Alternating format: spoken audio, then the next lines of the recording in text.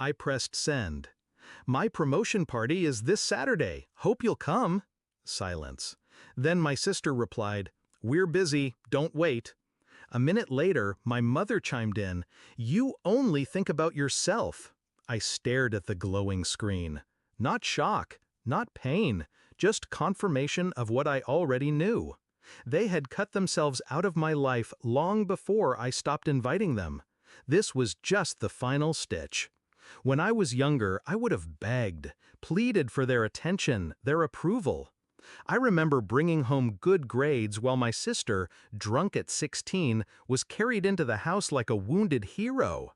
She was celebrated for chaos. I was invisible for achievement. And my mother, she always made sure the scales tipped in my sister's favor. "Don't brag," she'd hiss if I dared share my accomplishments. "No one likes arrogance." So I learned silence. I learned to achieve in the shadows. And I learned that family can be the sharpest blade. But patterns reveal themselves over time.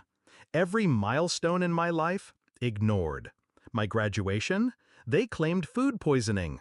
My first job, they said they were too tired to come to dinner. My sister's birthday, though, a parade of balloons, cakes, endless praise.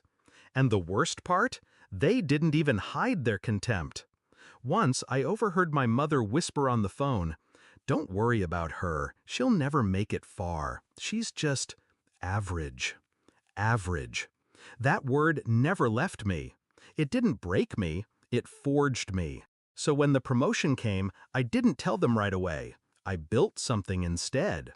A celebration they couldn't ignore. Not a dinner in some quiet corner, but a party that would be documented, photographed, shared. A hall filled with colleagues, friends, mentors, the kind of people who would stand in the photos with me, champagne raised, my name echoing in toasts. If my family wouldn't acknowledge me, the world would. And I would make sure my family saw it. The invitations went out to everyone except them. When I finally texted the family group chat, it wasn't an invitation, it was bait.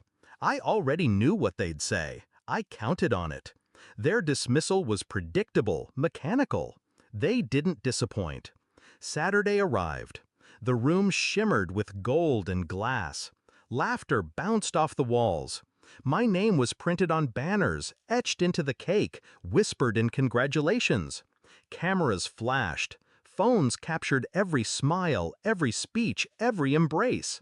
I posed with my new boss, with old professors, with friends who had become family by choice. Each shot was deliberate, curated. That night, as the last toast rang out, I posted the photos. Not one or two, an album, a flood. Captions sharp enough to cut. Surrounded by love. Grateful for those who truly support me. And then I turned off my phone. By morning, the messages were waiting. My sister first, "Wow, you didn't even tell us it was that big. People are asking why we weren't there. Do you know how embarrassing that is?"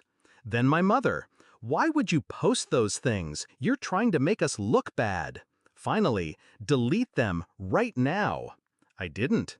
I let the photos breathe. I let people ask the questions I knew would sting.